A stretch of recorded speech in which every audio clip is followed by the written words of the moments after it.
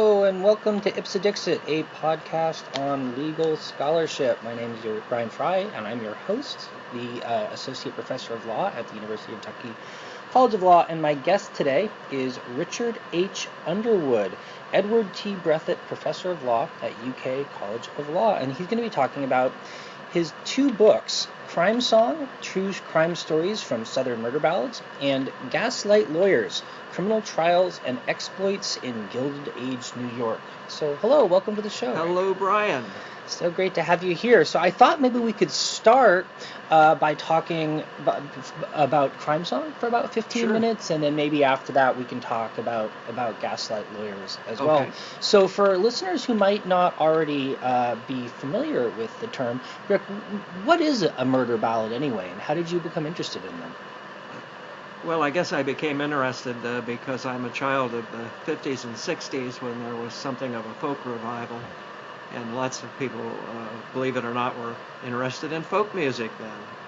And many of the favorite tunes were old murder ballads. And of course, murder ballads were really sort of, in a way, the crime literature or the internet of the day, in the sense that these crimes really happened and then the story would be spread vocally. In the form of song, and this type of music is derived from the old British pamphlets that would be the broadsides that would be published back in I'd say beginning in the 17th century, but well into the 19th. So all through that period, if there was a particularly grisly murder, a broadside would be sold, sometimes a penny a sheet. One author was reported to have sold almost 1 million copies of one of his broadsheets, but I think that's surely an exaggeration. But that tradition then broke into song and then was carried across the pond to America, where we saw the same situation where people would write up songs, usually to music that already existed, which led to some odd couplings of lyrics and tunes. Wipeout of an entire family, for example, played to the tune of Home Sweet Home was a bit odd, but that's where we got this tradition. That's so cool. It's almost like music as tabloid, as it were. Yeah, it is. It's exactly what it was.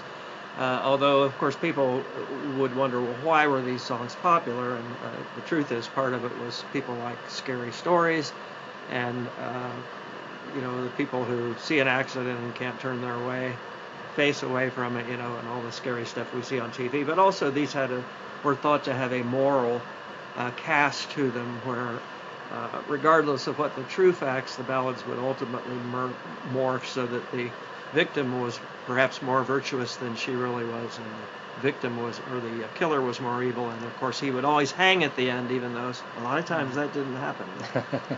Yeah, I've noticed an interesting feature that often distinguishes murder ballads with a British origin from murder ballads with a United States-based origin, and in that it seems like often the British-based murder ballads will have a supernatural theme that is less common in U.S. murder ballads. Yeah, that's right.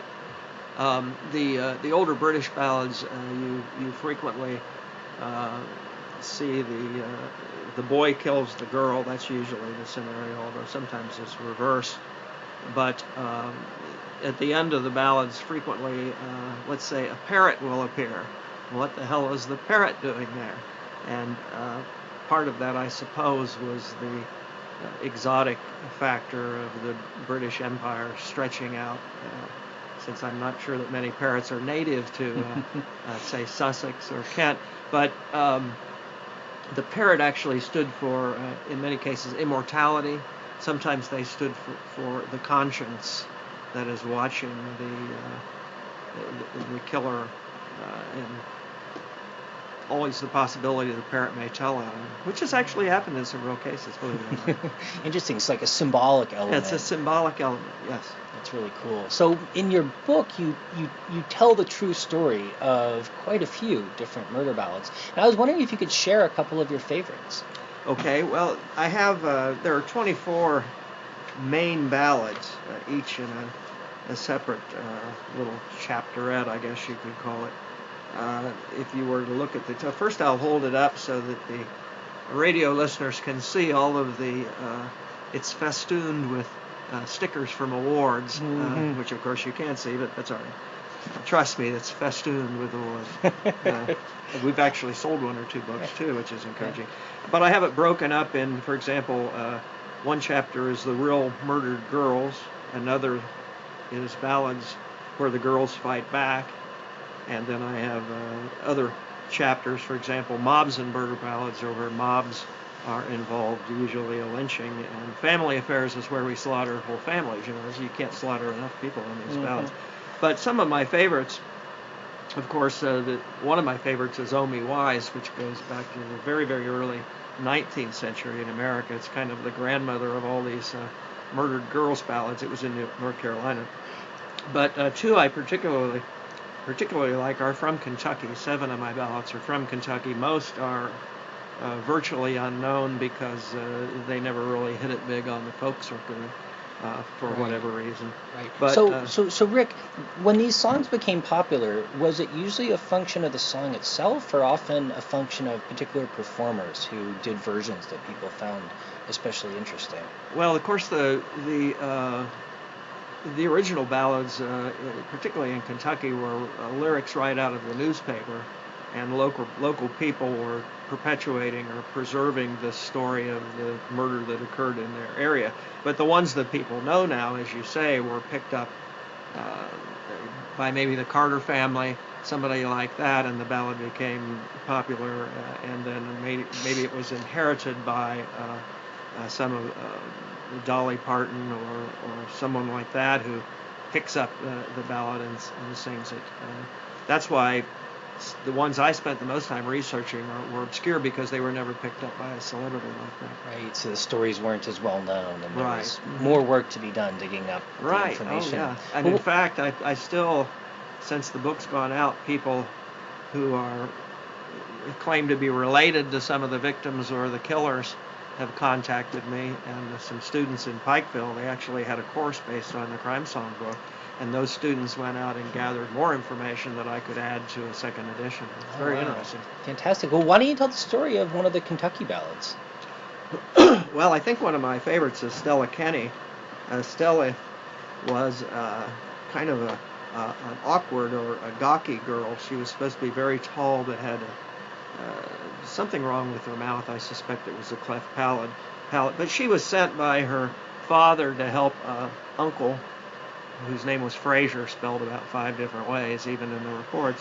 And he was a little man. They must have made an odd pair. He was a little man who had one leg shorter than the other if you're a pessimist, or one longer than the other if you're an optimist. And he was, either way, he was prone to circling, right? So he had a cane. He carries a cane. But anyway, he managed to get this poor girl pregnant when she was supposed to be taking care of his ailing wife. Remember, they didn't have HBO or Showtime, so, things can go downhill quickly. But on the road back, when the father wanted her back, he killed her, apparently with a hatchet. And so that gave rise to the ballad. He was tried 7 times. The prosecutors seemed to have trouble with the rules of evidence, but eventually they got one all the way. There wasn't a mistrial, and eventually he was convicted. So Quite six mistrials before he was convicted. Well, huh? yeah. Actually, he had 2. He was convicted 2 times, and they were reversed. There were like three mistrials, 2 convictions that were reversed because of problems in evidence, and then the 3rd one finally stuck. But try again, huh? Yeah, and to show you how rough the lyrics are, they're taken right out of the newspaper. Here's how it goes. She was carried to the city hall, where she gave some awful sighs, and the sight of her muddy clothes would have brought tears to your eyes. There was her dear old father kneeling by her side, and then it says, with 7 gashes in her head, no wonder Stella died. Oh, I love that. Oh, gosh. So anyway. Oh my. Well, how about some other ones? You mentioned Omi Wise, or Naomi Wise, as it's often Naomi often or known. Omi. Yeah, that is a really a popular song, and also an especially kind of grisly and interesting story. It is.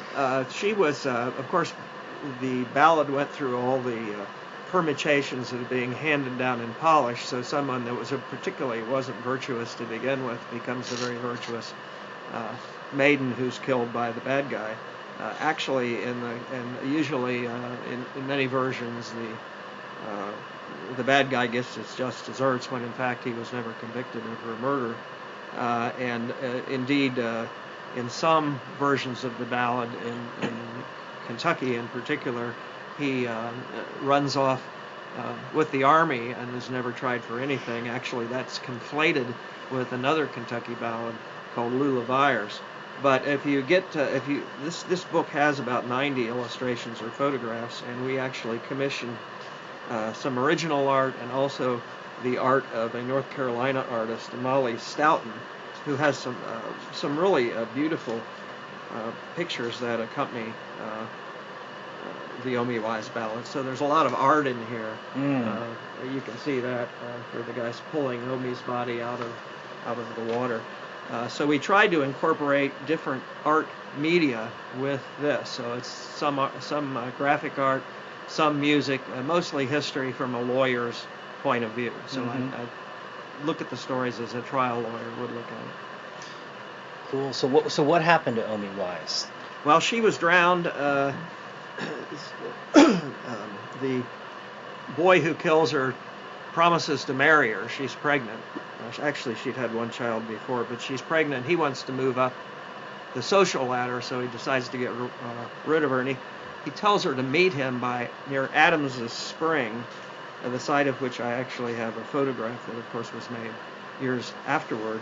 And I also have a photograph of some, probably taken about 1910, so 100 years after the murder, where picnickers are picnicking near the site of the drowning. She meets him at Adams's Spring. She hops up on the horse. He's promised her money and many fine things, and she ends up being thrown in the water at the mill dam with her dress pulled up over her head and tied. So she drowns. He actually was arrested and broke jail and later was tried for jailbreaking, but he was never tried for murder. Really? That's right. And of course, she was more or less an indentured service, and that's the servant, and that's true of many of these ballads. Society really didn't care much about these girls. They frequently didn't get any justice at all. It seems like a common theme among many of the young girl murdered ballads is the villain, as it were, impregnating the young woman and then killing her. Well, and of course, you don't have to go through many editions of the Lexington Herald Leader in the past 10 years, say, without seeing something very similar. Not long ago, there was a murder just like this sort of thing. Everything old is new again. That's right. So I know that in writing this book and in your other book as well, which we can talk about in a minute, you did a lot of primary source research, looking at a lot of different sources. I was wondering if you could talk a little bit about the process of doing that, what you were looking for, what you found, and how it worked. Well, I don't really have much of a method. Here's how it works. Some years ago, I wrote an article with one of our librarians who went to school at Berea with my wife, and I decided it might be fun to see if I could find out the true facts behind a few ballads, and she helped me find some sources. But I've collected these for years, and they've sat in my... I've taught law school at UK for almost 40 years, and so over the years, I built up piles of research. They could be newspaper articles or memoirs or anything that I can lay my hands on to try to preserve it. And then as I've gotten older, I've decided I better write these books if I'm going to, so I take the stacks and I turn them into a book. So the methodology is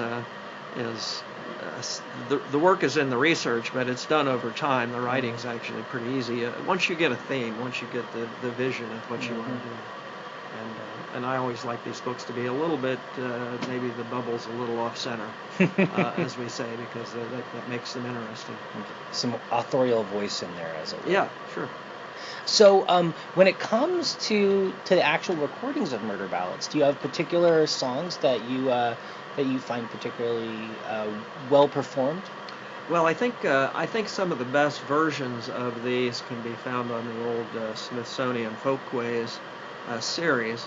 Uh, and truthfully, I haven't been so much a collector of the songs and the various groups that do them. Although I would note that in the past 10 years, many new performers are doing versions of these old songs, and it's quite interesting. In fact, you had a group that did Murder Ballad Monday shows in Brooklyn. I can't remember the name of them. I think Vanderveer.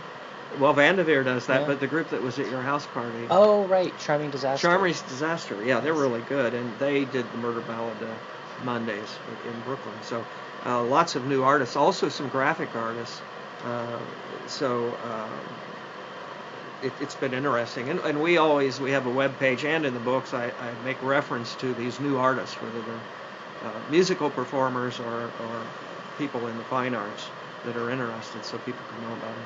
Very cool, very cool. Well, let's talk a little bit about your other book, Gaslight Lawyers, Criminal Trials and Exploits in Gilded Age New York as well. What's the subject of this book? And just for readers who might not otherwise know, what is gaslight anyway? Well, of course, I didn't realize that this was a popular term of gaslighting from the old Gaslight movie. So, and this has nothing to do with that. This is the Gaslight era in New York, which I would place roughly between 1870 and 1890. And it's also called the Gilded Age. Mark Twain and one of his cohorts wrote a book called The Gilded Age.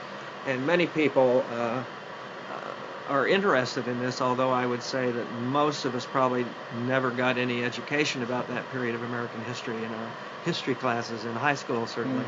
But it's an interesting period. Some say it is a mirror of the current era, because you have the very rich, the very poor immigrants, and New York is beginning to grow and become, international city. And at that time they had many famous lawyers, very colorful, and the rich people, the names are, you think of the Astors and Vanderbilt and all that. So it's quite an interesting era, very like our own. And so because I knew of the lawyers, I decided I would see if I could find trial transcripts and newspaper articles that would give me original sources on these great trials, and they're quite bizarre. Everybody's crazy, and the judges are weird, and the crooks are hilarious, and the lawyers are a combination of all of the above. It's just a very colorful period and fun.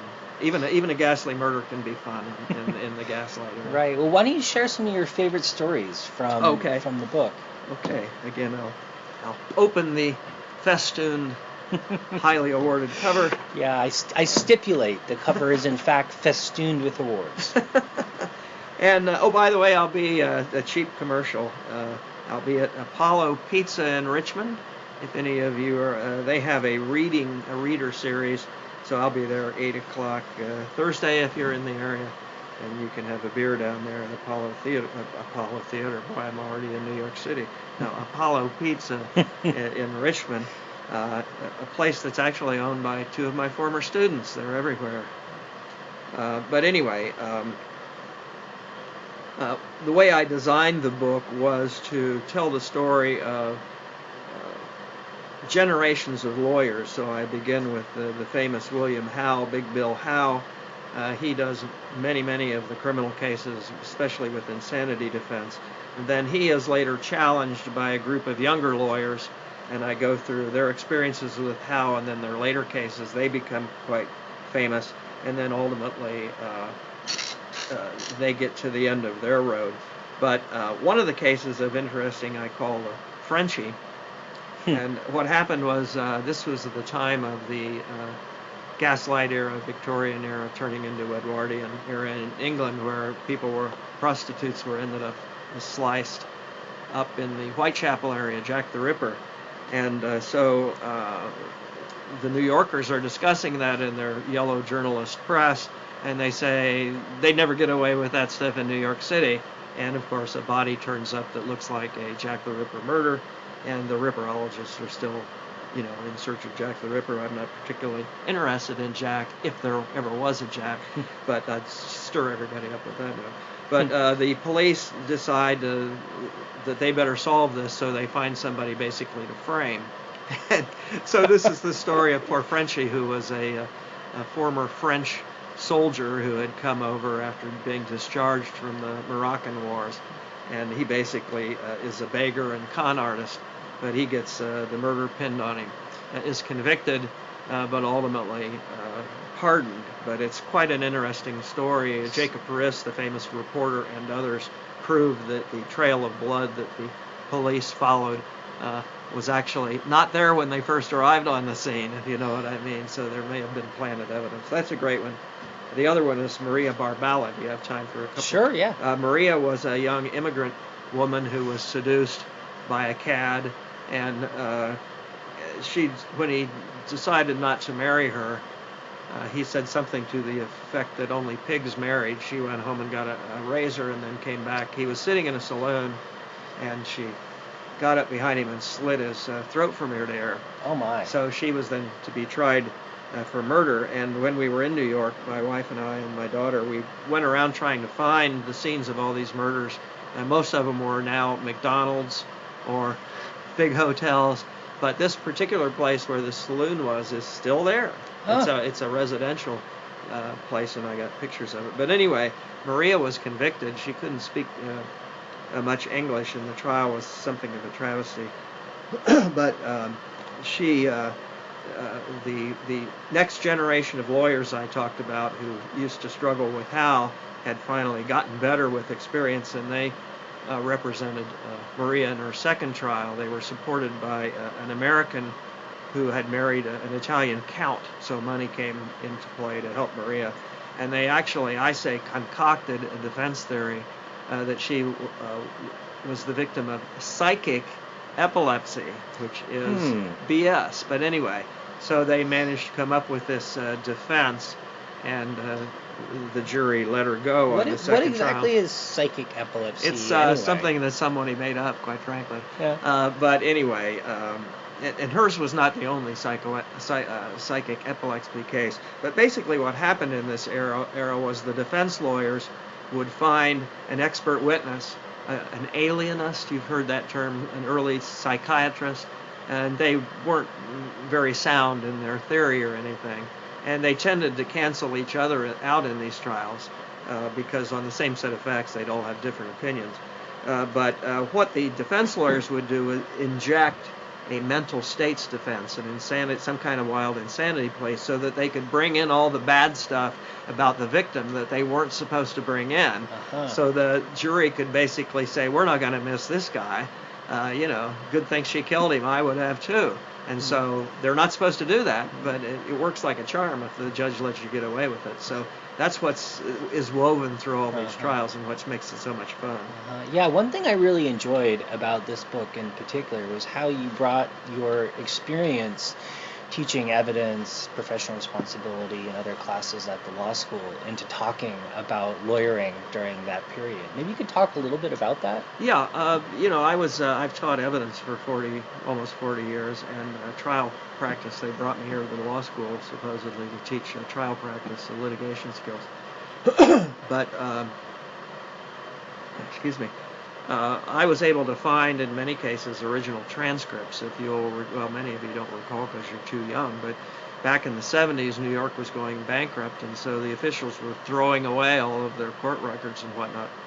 And the librarians at John Jay College of Justice in Manhattan managed to preserve some of these transcripts, so I could get my whole hands on them and actually see Big Bill Howe trying cases, or see Emanuel Friend or Abe Levy, the new generation of lawyers, trying the cases, and then I could see how the judges ruled and see how the cases were put together and the arguments that were made. So it's both of these books, actually, Crime Song and Gaslight Lawyers, the stories are told through what I call my old lawyer trifocals, because they have a legal twist on them. But they're also just great stories, so anybody would find them fun, I think. How is being a lawyer during that period different from lawyering today? Well, of course, it was much more freewheeling, particularly in the criminal practice. These tended to be smaller firms, and of course, the criminal defense lawyers were very colorful characters, and a lot of them were ethnic, who would not be found in the big silk stockings firms like Brian Fry practiced at in New York City. So they were very freewheeling, and they knew how to appeal to a jury. And what's interesting is one of the famous lawyers was a prosecutor by the name of Francis Wellman, who wrote a famous book on cross-examination that lawyers and students still read. And you would think that he was a saintly figure, given all the praise heaped on him, but actually he was a ruthless SOB. And so I teach legal ethics too, and so I had some fun looking at the stuff that lawyers actually did in those days, which is hardly they were hardly paragons of ethical practice. But then, for some that hasn't changed all that much. Right. The ethics have always been a malleable thing among lawyers, right? They say, what do they say? Model rule 0, honor among thieves. Well, of course, I'm not as hard on lawyers as that, but I do like lawyer jokes, and anytime I can tell one, I do. So. Well, here's your opportunity. Why don't you tell a lawyer joke to close out the interview? FCC friendly, of course. Well, actually, I can't think of one offhand. You stumped me. I thought you were going to ask me about the knife that I have pointed at your chest right now. Oh my! Which I figured you'd focus on, but I guess you're fearless. I like things that tell stories, and this particular knife has an interesting story. I collect them. If you look at the wood, it looks rather exotic. And that is the wood. It's the briar wood. When a tree is injured or whatever, it produces briar, and of course you've seen briar for pipes, and it's very beautiful wood. And this is from, I know Brian could tell right away, this is the briar from a red coolibah tree from Australia, and the coolibah tree figures into a famous British ballad where someone dies, although it's not really a murder ballad. And so you got just a minute of course, here. Of course. The reason it intrigued me, and you'll know the ballad as soon as I tell you the name of it, but a fellow by the name of a swag man, who is an itinerant sheep shearer, is trekking across Queensland. Traveling on foot was known as waltzing, I think from the German Vom der Waltz, if you're really interested. I know you are. And he has on his back a kit, which consists of everything he owns wrapped up in a tent, which is known as a Matilda. There I've given away the name of the song. But he is under a coolibah tree, which is a type of eucalyptus that grows along the banks of the Billabong. What is a Billabong? It's like a horseshoe lake, meandering river that is cut off, and then you have like an oxbow lake. And he sees a jumbuck, I have to translate all this for you, which is a sheep, drinking, and so he kills it and puts it in his food bag. When up arrives the squatter. Sounds like a poor guy, but a squatter is actually a landowner who's gotten his vast tract of land by squatting on it, and 3 mounted policemen who they call troopers. And they're after him. They realize that he's stolen one of the sheep, and he says, "You'll never catch me alive," and he jumps into the billabong and drowns, and his ghost still patrols that area. And that became the unofficial national anthem of Australia, known as Waltzing Matilda. It's almost like a murder ballad as national anthem. It is, and I thought it was about dancing with this girl, like Casey dancing with the strawberry blonde, but that's not what it's about at all. Australia's odd. Everything's upside down. Excellent. Well, thank you so much. All righty. My pleasure.